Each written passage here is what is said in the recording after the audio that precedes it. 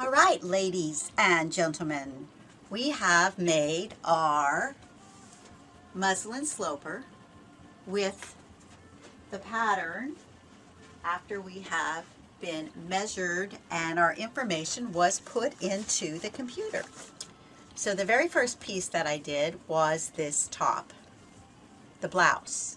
And when we first did it and I made it, it fit pretty good except for through here was really tight.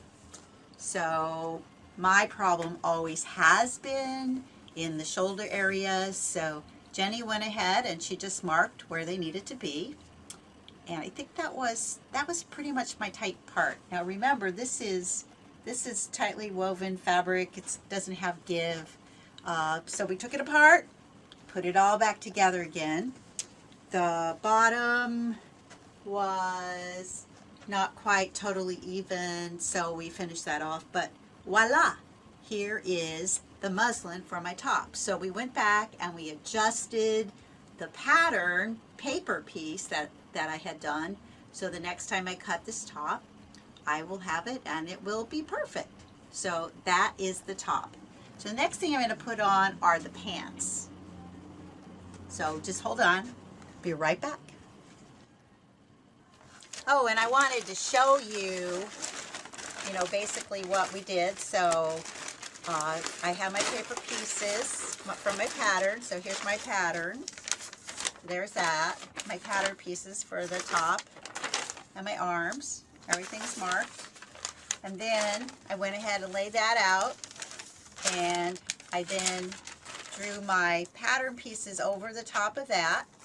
And then any changes that I needed to make were actually drawn on these pattern pieces after I made the muslin. So now basically this is my pattern.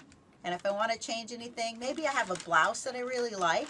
I'm going to compare it to this to make sure it's the right size and making the changes. But now I have my top, so I can make a sleeveless, and I don't have to do everything. I can also not put darts in if I don't want to put darts in, depending on what it is, the fabric that I'm using. But that's pretty cool. So I have all of that. And then what I like to do is hang it up on a hanger. So I have it available. So I'll go ahead and I'll just put this up on my hanger. And then I'll just hang this up. So this pattern isn't going to be folded anymore. It's going to hang straight, and when I want to use it, I'll use it. Okay, so now I'm going to do the pants. All right, now I put the pants on. And when we first put the pants on, I'm going to back up pretty far here. When you first put the pants on, they were a little big. So Jenny made some adjustments, but as you see, these are made for dress pants, slack pants. And I think that they look pretty good. There's a little bit of extra here, so it's in the distance, but then when I make my pants out of real fabric, I'm going to go ahead and see what that looks like, and then if there needs to be an adjustment, we'll make one more adjustment. It's kind of hard to tell on this lightweight muslin what the pants are going to fit like. I did go ahead and get my favorite corduroy pants that have ripped, and I took them apart and I compared them to this pattern, and the difference is, of course, in the legs. So on this pattern, it's a little bit narrower on my corduroy pants. So when I make some new corduroy pants, this will be taken in a little bit. So these are dress slacks. The next piece, again, the same thing. I've done the same thing.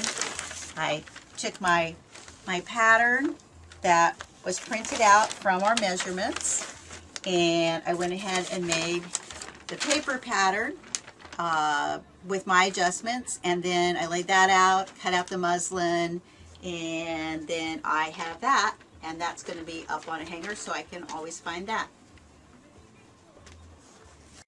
Okay, and then we, of course, have the skirt, and the skirt fits me perfect. So I'm not like a straight skirt kind of person. I like a gored skirt. But what's really important is that this area through here has been fitted on me. And there are There are darts on the front and the side according to my areas here where I have my tummy or I don't have my tummy, and you know, everything fits like perfect. So this is made from the paper pattern, and I've marked on the paper pattern what was changed. Actually, we didn't change anything for the skirt, which was cool. So then the next thing is, if I don't want to do a straight skirt like this, I can use this area and then design from that. But I'll always have something that will fit me around the skirt area. The same thing as the pants. You can make shorts from those pants. And then if you're making changes, like you have your favorite skirt and you want to draw a pattern from the pattern pieces, you can do that on paper and then just add that for deviation. So you never have to buy a base pattern ever again. You don't have to buy all these other patterns, and you can see what your design factors might be and what you'd like to change and what you'd like to add, and you can go from there. My favorite blouse is princess line, you know, or empire as they used to say, and I could do that. I could put lines down the front of this. There's all kinds of things I could do just by looking at design books. So here you have it. I was measured, my measurements were put into the computer, then the pattern was printed out, then I went ahead and I copied from the pattern onto paper, then I cut out on muslin, then we tried it on, then we made changes, we made adjustments, and now I am ready.